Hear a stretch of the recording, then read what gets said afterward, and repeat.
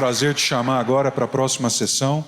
Nosso grande mestre e querido amigo Elzo Matar, professor da Faculdade de Medicina de São José do Rio Preto, que vai dar continuidade aqui ao segundo Heart Team. Elzo, bem-vindo e obrigado, mestre.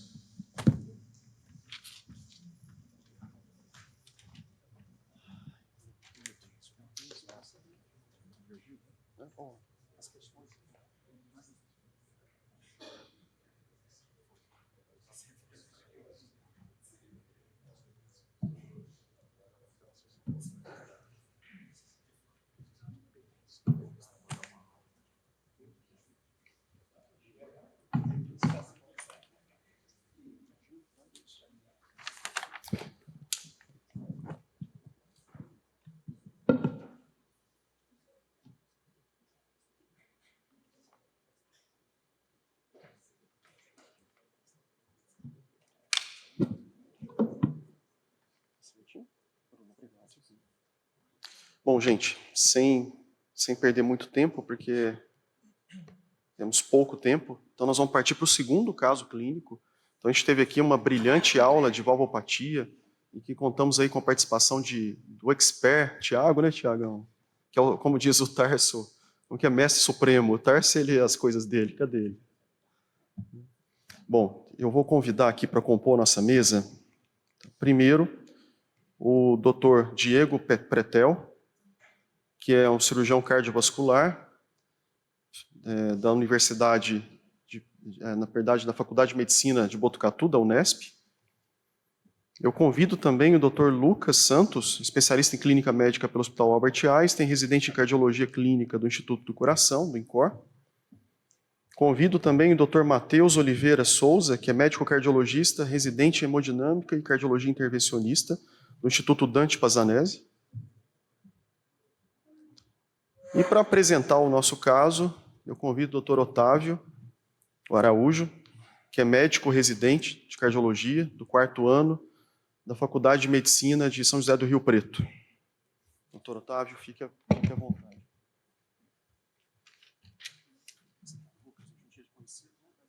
Bom dia a todos. Primeiro queria agradecer ao Dr. Elzo pela oportunidade de estar aqui presente, agradecer a presença de todo mundo e agradecer a nossa mesa que vai compor esse Heart Team. Esse é um caso clínico que a gente trouxe. Ainda não teve conduta, então a ideia é trazer aqui mesmo para discutir, para a gente fazer um melhor desfecho para o nosso doente. Então vou estar começando.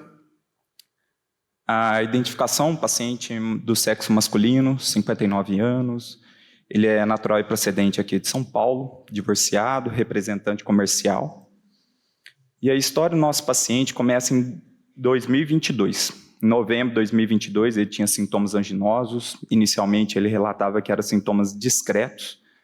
Procurou um atendimento médico num serviço externo, ficou internado por 20 dias e, na ocasião, não teve nenhum diagnóstico. Ele não realizou nenhum exame, não fez nenhum método complementar para investigar esses sintomas anginosos. Por isso, ele teve alta sem uma medicação.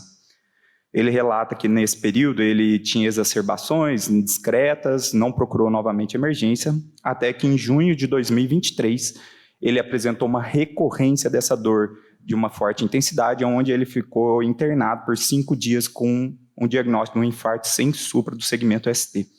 O CAT, na ocasião, em 2023, era um CAT triarterial. Vou estar demonstrando para vocês logo à frente. De comorbidades, era um paciente hipertenso, dislipidêmico, diabético, tipo 2 insulino dependente. É um paciente que tem uma ateromatose carotídea. Paciente totalmente funcional.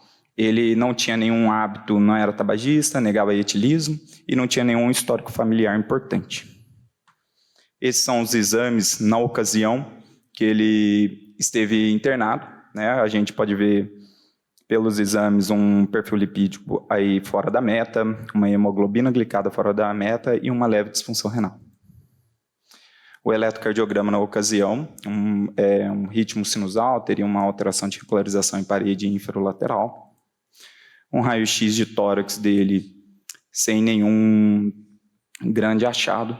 E aqui vai estar o cateterismo, que eu gostaria que pedir para o pessoal da mesa até discutir sobre.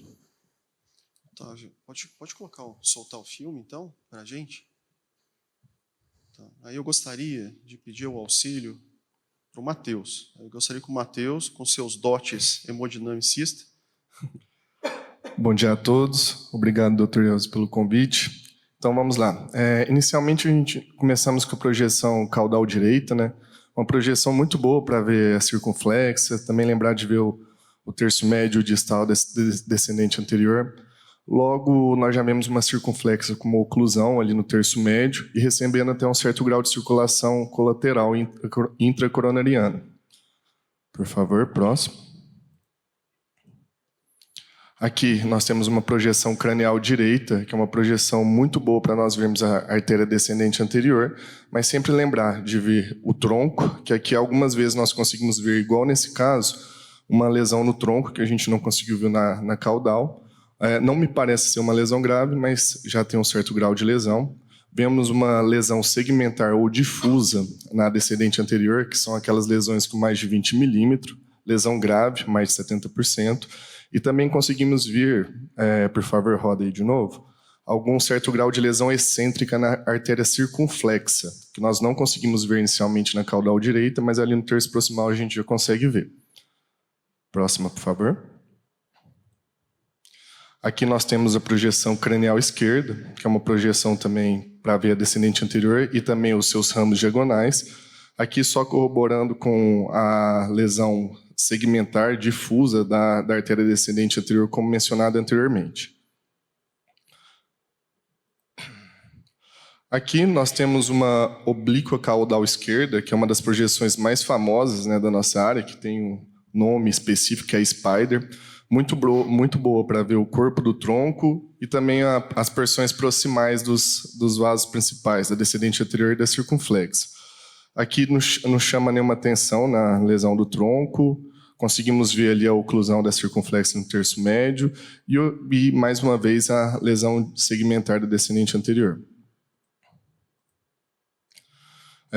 Agora, na coronária direita, aqui começou com uma oblíqua direita, que é uma projeção boa para nós vermos o terço médio da coronária direita, muito utilizada para nós vermos circulação colateral, principalmente intercoronariana, lá para a coronária esquerda. Aqui nós já conseguimos ver que parece ter uma lesão grave ali na ventricular posterior direita e um certo grau de circulação colateral lá para a circunflexa. Por favor, próximo. Temos então uma oblíqua esquerda, que é uma projeção para ver melhor o terço proximal e o terço médio da coronária direita. Mais uma vez, não parece ter nenhuma lesão grave na coronária direita propriamente dito, a não ser ali no terço proximal, que tem como se fosse um Reisnes, um sombreamento, e mais uma vez uma lesão grave ali na ventricular posterior direita. Próximo, por favor. Aqui nós temos uma projeção cranial, que ela vai abrir a bifurcação distal ali da ventricular posterior, que é o ramo que vai para cima, e a descendente posterior, que é o ramo que vai ali para baixo. E aqui a gente consegue afirmar com certeza que existe uma lesão grave ali na ventricular posterior direita.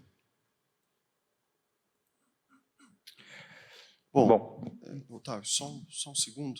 Então, só lembrando que esse cateterismo ele foi realizado em 2023. E naquele momento foi optado pelo tratamento clínico do paciente. Né? Então, a ideia era de não intervir naquele momento. Né? Lucas, bom, diante dessa cineangiocoronariografia que a gente viu, tá? E diante do quadro clínico do paciente, que ele teve recorrência de dor, reinternou por causa desse quadro de dor, mas era um paciente que estava fora de tratamento adequado. A gente viu que ele também tinha outros fatores de risco que não estavam bem controlados. Poxa, uma hemoglobina glicada de 11, né? 11,3 de glicada. Então, um diabetes totalmente descontrolado, uma dislipidemia. Você naquele momento, em 2023, com esse paciente, com esse cateterismo, você também teria tentado tratamento clínico para ele? Bom dia a todos. Primeiro, agradecer o convite. É um prazer estar aqui discutindo o caso com vocês. Diante de um paciente que chega com um infarto sem supra, a nossa tendência é de querer revascularizar ao menos a artéria culpada desse doente. Preferencialmente, caso possível, fazer uma revascularização completa. O paciente chegou com um eletro que não nos ajuda, não dá uma dica de qual artéria foi culpada pelo infarto, e um cateterismo com uma anatomia complexa, com um acometimento triarterial, com uma circunflexa fechada e também com uma DA difusamente doente. Além disso, um paciente diabético, um paciente bastante descompensado da parte metabólica, né? Então, tudo nos apontando que talvez a intervenção percutânea não seria a melhor forma de tratamento. Baseado, por exemplo, pelo estudo Freedom, a gente sabe que os pacientes que são submetidos a uma intervenção cirúrgica na revascularização triarterial acabam tendo desfecho melhor, né? E uma meta-análise publicada em 2017 por Chang mostrou que nos pacientes com infarto sem supra e multiarteriais também tem um MACE favorável ao tratamento cirúrgico. Então, nesse contexto, acho que a melhor conduta poderia ter sido um tratamento cirúrgico, né? Não sei em que condições ele foi avaliado, e acho que a conduta que eu teria tomado seria essa. Bom, naquele momento, então, foi optado pelo tratamento clínico, né? Então, eu acho que nem é a questão nesse momento para a gente discutir qual tipo de abordagem. Acho que a gente pode deixar, talvez, essa para a gente discutir no próximo exame. Mas eu só gostaria de apresentar para vocês o Dr. Nilson Pop, que é do Serviço de Coronariopatia Crônica do INCOR, e que fará aqui as vias do especialista. Ele estará aqui ao meu lado para auxiliar, e ele que vai bater o martelo, né, Nilson? Lembrando com o que o Otávio falou, a ideia de a gente fazer um heart-team é realmente trazer um caso que tenha toda a sua complexidade clínica, laboratorial, de imagem, e que a gente decida aqui em conjunto o que nós vamos fazer com esse paciente. Então nós optamos por não trazer desfecho, nós optamos por fechar a decisão aqui, entre nós. Tá? Então foi isso que a gente optou. E o Nilson, com sua bagagem, com seu know-how, vai nos auxiliar nisso. Né? Então eu acho que você pode dar andamento, Otávio.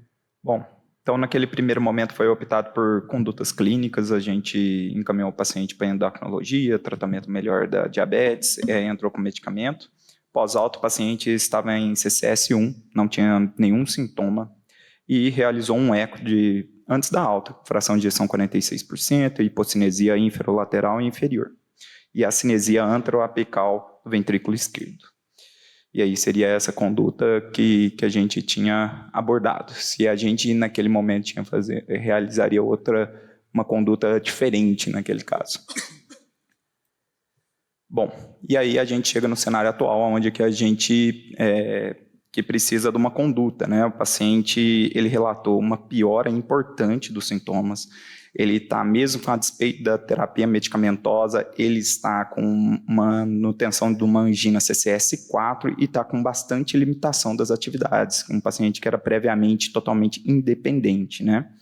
Os medicamentos que ele está usando no momento são esses, está com a AES, clopidogrel, o enalapril ele cessou por conta própria por episódios de hipotensão, está com carvedilol, amlodipino ele fala que faz o uso irregular, nenhum motivo específico até o momento, atorvastatina, metformina e as insulinas que ele está em uso irregular das medicações.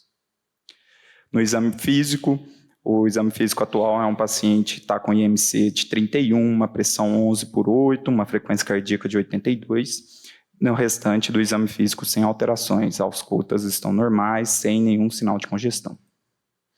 E aí ele retorna com os novos exames laboratoriais. A gente pode ver que ele realmente está em uso irregular, né? A HB glicada dele, que era de 11, foi para 14, continua com um perfil lipídico bem fora da meta. E aí ele trouxe um novo ecocardiograma que foi solicitado nível ambulatorial.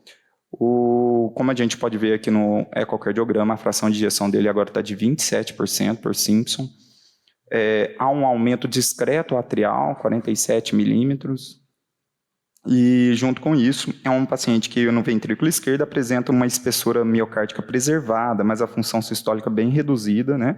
A custas da cinesia da parede inferior, inferolateral, inferoseptal, além de cinesia da região apical.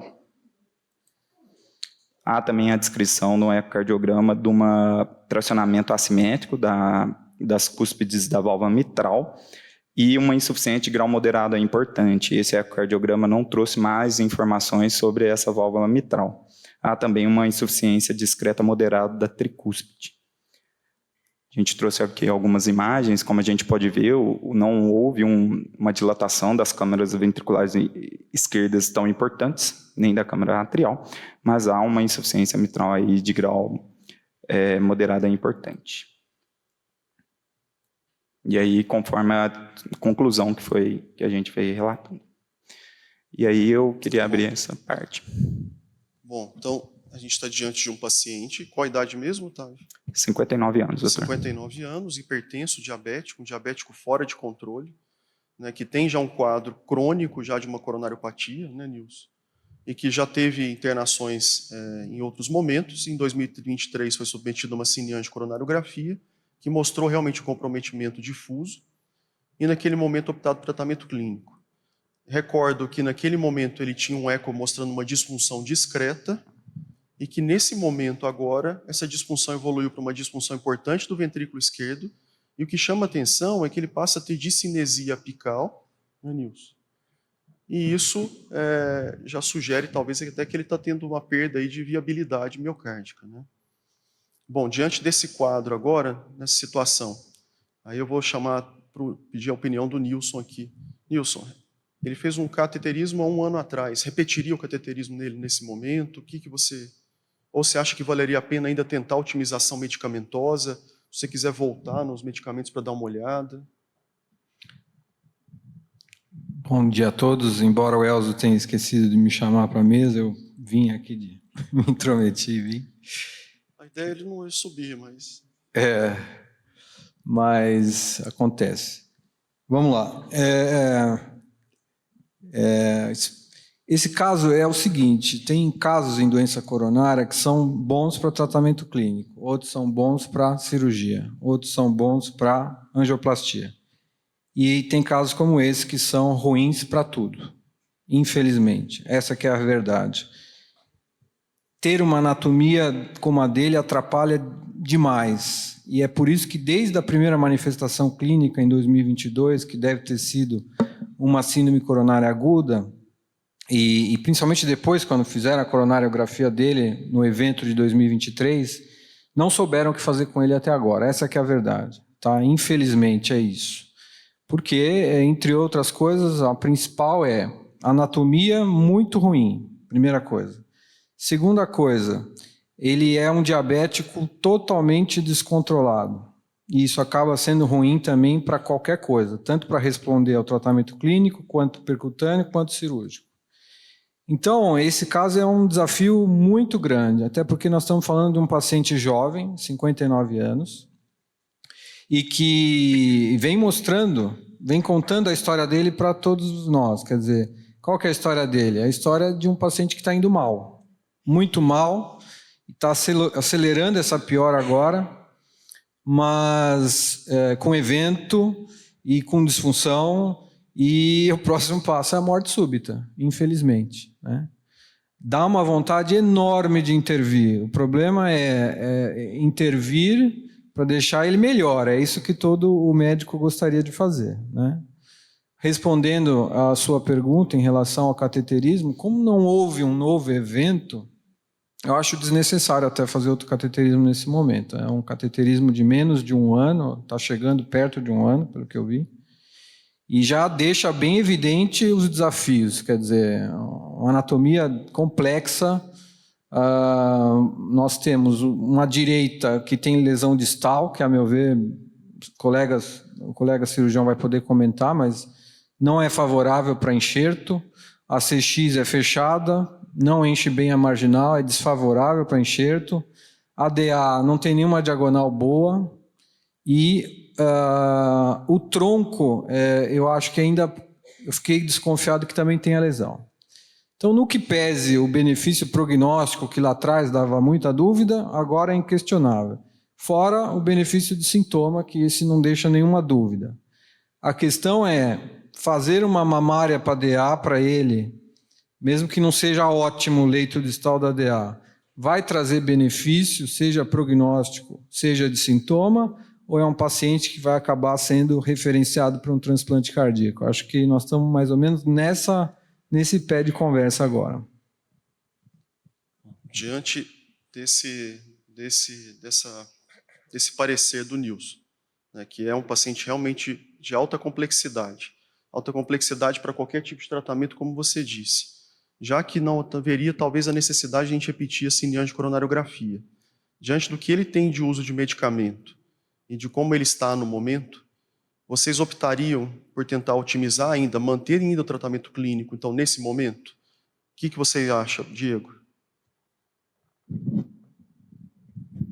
Bom dia a todos. Em primeiro lugar, gostaria de agradecer pela oportunidade, cumprimentar todos os colegas debatedores e todos que estão aqui nos acompanhando. De fato, é um caso bastante difícil de discussão, mas acaba sendo o nosso dia a dia. A gente enfrenta esse tipo de paciente aí, infelizmente, com bastante constância. Na teoria, é um paciente jovem, é um paciente triarterial, é um paciente com fração de ejeção reduzida e paciente diabético. Na teoria, é um paciente que teria todas as indicações para a questão da cirurgia de revascularização do miocárdio. Entretanto, aí a importância do Heart Team e também da decisão compartilhada com o paciente, com os familiares, na questão do resultado desse pós-operatório. Uma vez que, de novo, em teoria, o paciente tem uma obstrução que deveria ter uma revascularização de descendente anterior, deveria ter uma revascularização de circunflexa marginal e deveria ter uma revascularização de território da direita. Mas, como já dito pelo doutor, a anatomia é bastante desfavorável. Realmente, relacionado à ventricular posterior, um leito distal bastante desfavorável para a anatomia. Acho difícil ter o benefício da revascularização naquele território. E a marginal tendo um reenchimento por colateral também a ser avaliado no intraoperatório. Então, é um paciente que, em teoria, deveria receber 3 pontes, mas com o risco de sair dessa cirurgia apenas entre aspas, né, com uma ponte de mamária DA. Então, acho que é um caso bastante relevante nesse sentido. E você, concordando em fazer a cirurgia dele, você operaria ele nesse momento, com uma glicada de 14? Você aceitaria esse caso? Pergunta difícil. Mas, de fato, idealmente, o paciente se beneficiaria mais da cirurgia, tendo esse controle glicêmico mais adequado. Entretanto, sabemos da nossa realidade no dia a dia do SUS, muitos pacientes que acabam não colaborando com o tratamento, principalmente no uso de insulinas, né? Estão fazendo usos irregulares da insulina, e nós já temos o retrospecto aí do paciente de 1 ano, em que apesar de esclarecer os riscos ao paciente, ele ainda continuou fazendo uso irregular da medicação para controle glicêmico. Sinceramente, não acredito que ele mudaria a sua postura a partir disso. Acredito que, apesar de não ter a hemoglobina glicada, no que seria ideal para a cirurgia, eu ponderaria a realização da cirurgia nesse momento, sim. Otávio, como que estão os sinais vitais mesmo, no momento que ele fez nessa consulta? Então, ele está com 11/8 de pressão, 82 de frequência cardíaca. Então, volta um pouquinho nos medicamentos, fazendo favor. A gente viu que ele não tolerou aí o IECA, né? Só que ele é um paciente com disfunção ventricular importante, portador de uma miocardiopatia isquêmica. E a gente está falando aqui de tentar tratá-lo o melhor possível, já que talvez intervenção, a gente está na dúvida, né, Nilson? Tá. Nesse cenário, Lucas, você conseguiria fazer alguma coisa em relação ao medicamento para ele? Eu acho que tem bastante coisa que a gente pode otimizar. Primeiramente, do ponto de vista metabólico, apesar de ser um paciente que está acompanhando com o endocrinologista, a gente vê que ele está com hemoglobina glicada muito fora da faixa, tá? Com 14 de hemoglobina glicada. E hoje em dia tem medicamentos que têm benefício, inclusive prognóstico, nesses pacientes de alto risco cardiovascular e que tem, por exemplo, como nosso paciente, uma insuficiência cardíaca. A primeira medicação que eu ia propor para tentar melhorar o controle do diabetes seria a classe dos inibidores da SGLT2, que inicialmente no estudo EMPA-REG, que era para ver segurança dessa classe, mostrou benefício, e posteriormente vários outros estudos demonstraram principalmente redução de hospitalização por IC. Então acho que é uma classe que é mandatória início nesse paciente, ainda mais que agora é disponível no SUS a dapagliflozina. A segunda classe de medicamento que poderia ajudar nesse controle do diabetes seriam os análogos do GLP-1. Apesar de não ser uma medicação muito disponível, foi estudada essa classe de medicação em pacientes de alto risco cardiovascular, nominalmente a semaglutida no SUSTEM 6. Nesse pool de pacientes eram diabéticos e demonstrou uma redução de MACE. E posteriormente, em pacientes com sobrepeso e IMC mais do que 27 no SELECT, mesmo pacientes não diabéticos tiveram esta redução de MACE também. Então, associaria, além do ISGLT2, uma semaglutida para esse doente. Em relação ao tratamento lipídico, a gente vê que é um paciente que está com LDL fora da meta, um paciente que tem doença cardiovascular estabelecida, está em uso de dose máxima de atorvastatina, mas mantém um LDL de 108. A gente precisa otimizar isso. O que a gente mais utiliza na prática, até por disponibilidade, é a associação de ezetimibe, mas isso vai ocasionar uma queda de LDL adicional de 30%, 40%. Se a gente tivesse uma disponibilidade de qualquer medicação, aqui seria uma boa indicação de um inibidor de PCSK9, que no estudo Odyssey, no estudo Fourier, demonstrou ainda redução de desfecho cardiovascular, então seria uma boa indicação. E mais recentemente o inclisiran, que demonstrou uma queda similar de LDL, com uma posologia muito mais fácil, uma vez a cada 6 meses, até considerando que esse paciente tem uma dificuldade de adesão medicamentosa.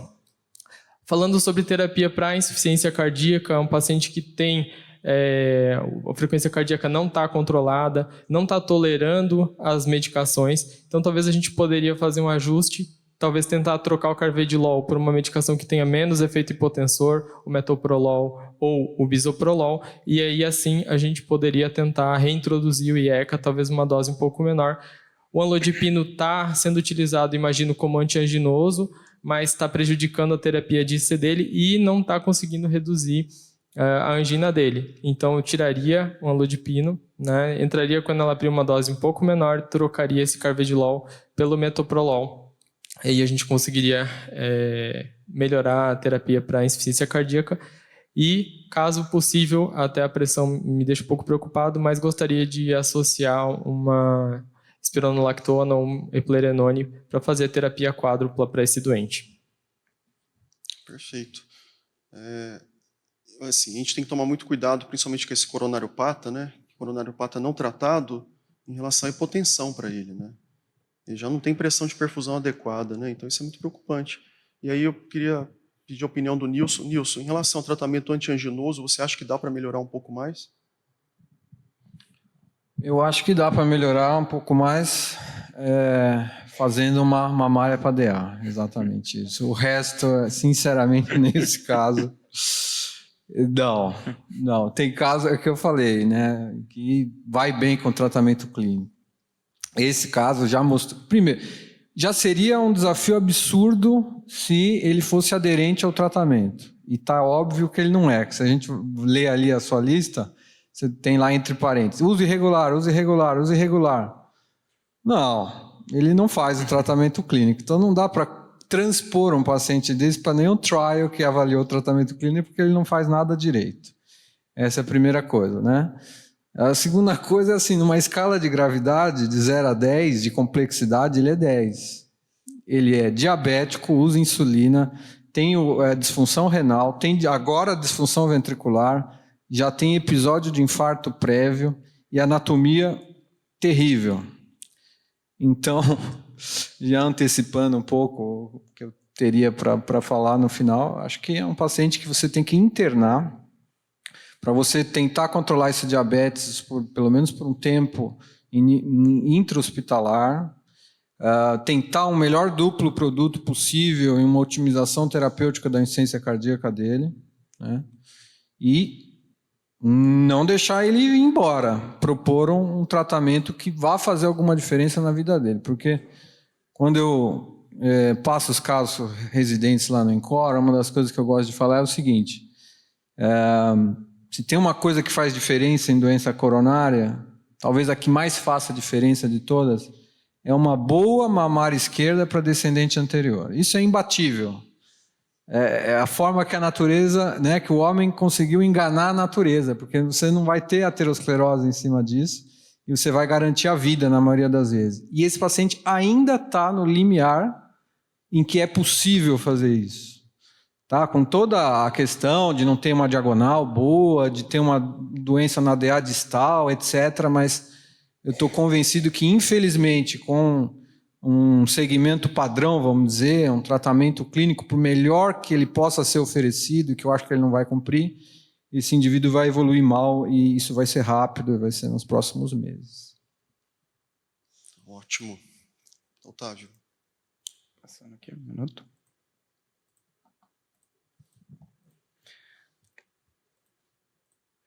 Bom, então a gente deixou também só o cálculo dos scores, né, que de acordo com os riscos do paciente, o Syntax 1 teve um score de 28,5, e aí na hora que a gente coloca o Syntax 2 com as comorbidades, o paciente, a recomendação seria a cirurgia conforme foi abordado pelo doutor. Na hora que a gente faz os scores cirúrgicos, né, o Euroscore paciente apresenta 2,51% e o STS isolado de 2,14%. Então, é mais sobre, esse é um caso que a gente ainda não teve desfecho, né? A ideia é essa de ver qual seria a melhor abordagem de acordo com esse debate aqui nosso. Então, nós estamos diante de um paciente com uma coronariopatia realmente grave, um paciente que está com sua terapia colocada, mas não tão aderente ao tratamento assim. É um paciente que tem toda uma doença metabólica e fora de controle, né? Então, a gente está diante de um paciente realmente muito complexo. Quando a gente vai avaliar a questão da complexidade anatômica, sugere o caminho realmente para a cirurgia cardíaca, né? E com o Euroscore 2 até aceitável, né, Nilson? De 2,51%. O Euroscore 2 até aceitável.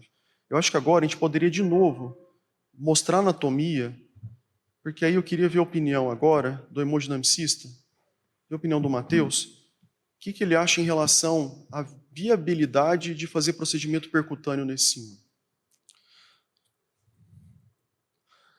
Aqui nós temos que separar duas coisas, né? Dá para fazer? Dá.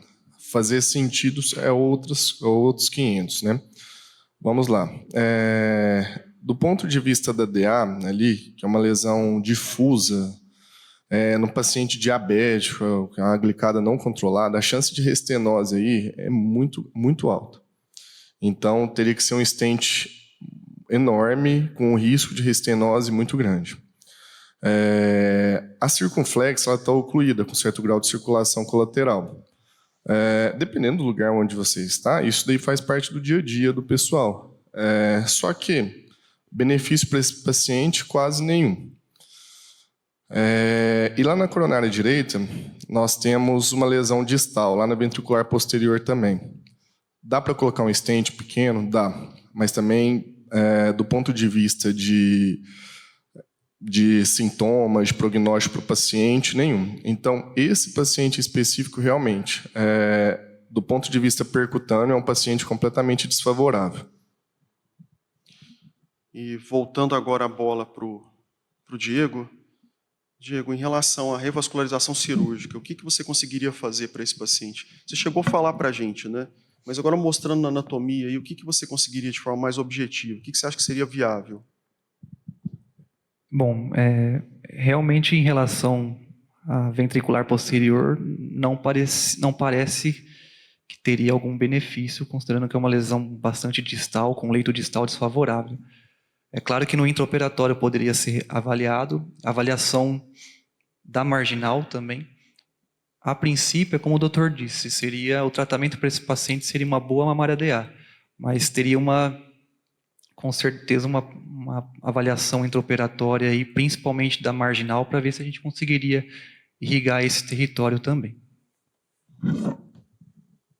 Quer falar, Matheus? Um outro questionamento que poderia fazer seria procedimentos combinados, né? Pensando numa mamária para DA e percutâneo 6x e coronária direita. Só que, do ponto de vista de sintomas prognósticos, também é algo questionável para esse paciente. Uhum. A gente nota que na DA tem muito cálcio, né, Matheus? Muito cálcio, né? Sim. É uma coronária bastante calcificada e, para nós, da hemodinâmica, nós sabemos que os dois principais pontos de dificuldade são cálcio, tortuosidade, principalmente. Então, isso aumentaria a complexidade do procedimento e mais um fator que corroboraria para a possibilidade de restenose, trombose, etc. Num paciente que claramente não é aderente à medicação, que seria o principal carro-chefe dele aí. Tá. Se fosse um paciente com impeditivo aí de cirurgia, se fosse um paciente com Euroscore 2 elevado e realmente não tivesse condições realmente, e talvez até com uma anatomia nem favorável, né, Diego, às vezes para um enxerto, você acha que caberia um rotablator nessa DA, Matheus? Olha, caberia, mas eu acho que inicialmente daria para fazer o procedimento deixando o rotablator apenas de backup. Porque parece sim ser uma descendente anterior calcificada, mas não parece ser das mais calcificadas possíveis. Pensando no paciente, caso ele não seja elegível para a cirurgia, do ponto de vista percutâneo, sim, daria para nós fazermos realmente um stent ou até mesmo 2 stents metalizando praticamente inteira a descendente anterior. A dúvida ficaria, igual dito pelo doutor inicialmente, que parece ter lesão no tronco, a gravidade fica questionável, então, às vezes, caberia um procedimento de imagem para nós avaliarmos com mais precisão se esse tronco é grave ou não. E, uma vez sendo grave, o procedimento teria que ser mais complexo ainda e o stent teria que ir até o tronco da coronária esquerda. Do ponto de vista da circunflexa, nós estamos falando de uma oclusão, possivelmente uma oclusão crônica, que tem mais de 3 meses. É um procedimento complexo, então, inicialmente, a ideia é deixar a circunflexa em tratamento clínico, e a coronária direita seria, sim, passível de colocar um stent 2, um stent 2,25, não sei, e aí, no caso, faríamos, então, a descendente anterior e a ventricular posterior direita, do ponto de vista percutâneo. Tá certo. Ô, Diego, quando você fala em colocar uma mamária DA, eu fiquei só um pouco na dúvida, porque, assim, a DA tem uma lesão importante proximal bem calcificada. A gente nota que depois do terço médio em diante, ela é toda infiltrada. Você acha que vale a pena deixar só naquele trechinho ali? No terço médio? Apesar da doença bastante difusa, né, acredito que ainda assim caberia o benefício da revascularização. Lembrando que, embora seja uma condição que a gente tente evitar, né, que aumenta um pouco o risco do intraoperatório, existe a possibilidade também de endarterectomia, embora seja uma situação de possivelmente uma calcificação crônica e que aumenta um pouco o risco cirúrgico, mas não deixa de ser uma alternativa. Ainda assim, acredito que haveria benefício aí da revascularização. Tá. Então, a gente ouviu a opinião do hemodinamicista, e a gente vê que a complexidade anatômica ela é quase um impeditivo aí para uma abordagem percutânea. A gente tem a opinião do cirurgião, e é um cirurgião que se mostrou realmente favorável ao procedimento. O clínico fará aí, na verdade, o papel de compensação clínica desse paciente para uma cirurgia, como o Nilson disse. É um paciente para ficar em observação mesmo e dar um remédio na boca dele, para controlar realmente os fatores metabólicos, porque é um paciente que vai para uma cirurgia dessa, com uma glicada de 14, a chance de evoluir mal no pós-operatório é gigantesca, né? Gigantesca. Agora, Nilson, uma pergunta. No eco, a gente viu que ele tem acinesias, né? Pode voltar um pouquinho no eco, fazendo um favor?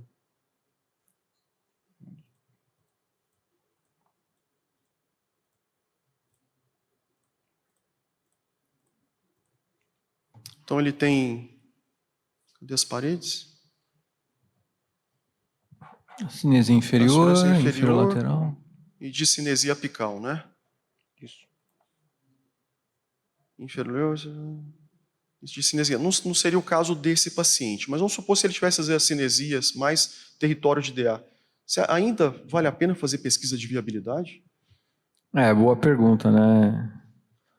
É um tema aí na Berlinda há muito tempo.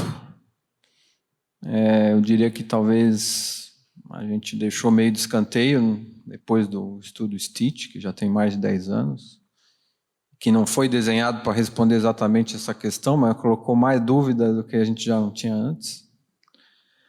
Mas eu acredito que Vou voltar, já que o tempo está acabando, vou resumir, acho que o mais importante que eu disse, que é a questão de fazer uma boa mamária esquerda para DA. Quando você tem um cenário de que você vai poder fazer uma boa mamária esquerda para uma DA que perfunde músculo aparentemente viável, vale a pena a cirurgia é imbatível nesse cenário. Agora, quando você vai ter um cenário em que a doença basicamente é do território da DA e você tem uma suspeita grande de perda muscular total, nesses casos eu acho que vale a pena estudar a viabilidade. Não seria esse o caso, né?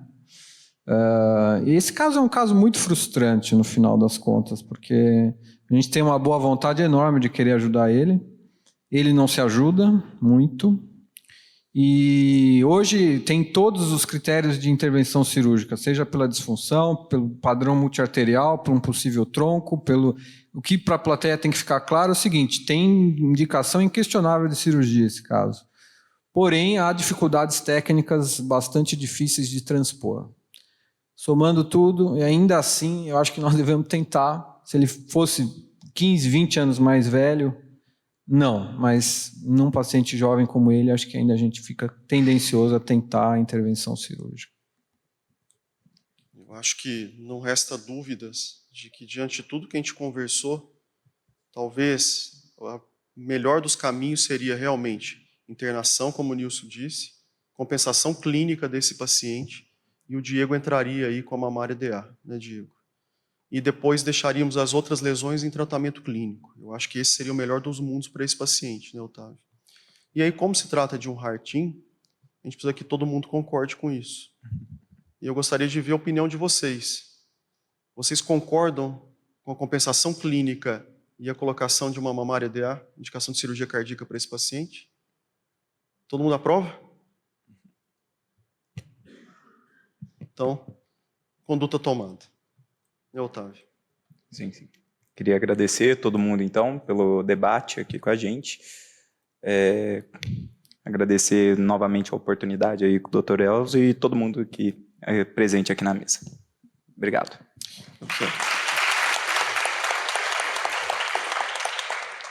Eu gostaria muito de agradecer, parabenizar primeiro o Otávio pela dedicação. Tá, ele foi muito a fundo aí, se preparou, né, Otávio? Estudamos muito o caso para trazer aqui. Realmente era um caso complexo, porque a ideia é trazer complexidade mesmo, para a gente quebrar a cabeça mesmo aqui. Quero muito agradecer o Nilson. O Nilson eu não apresentei de cara porque ele era para ser convidado especial. Apresentei de surpresa, assim. Não estava no papel, gente. E a gente fica meio nervoso na hora de falar. Eu esqueci de chamar o Nilson. Sem problema, Nilson, tá perdoado, Justo Nilson. Ele estava no outro lado, estava no verso da folha. Mas, Nilson, eu gostaria muito de agradecer. Você trouxe aí grandes informações, enriqueceu muito o nosso debate. Tá? Trazer a sua experiência aqui é espetacular para todos nós. Agradecer ao Matheus, que tem sua visão aí da hemodinamicista, né, Matheus? E o Matheus explicou para a gente aí de forma brilhante a hemodinâmica do paciente, a anatomia do paciente. O Lucas trouxe aí sua visão de clínico, pensando sempre em realmente otimizar medicamentos e ver tudo aquilo que a gente pode melhorar. A gente vive hoje uma fase áurea do tratamento clínico, cada vez mais a gente investe no tratamento clínico e menos em intervenção, né? E o Diego, que trouxe aí todo o seu conhecimento em relação à anatomia, a possibilidade de enxerto, de revascularizar esse paciente. Então, quero agradecer a todos que estavam aqui presentes e contribuíram para esse debate. Muito obrigado, gente. Obrigado.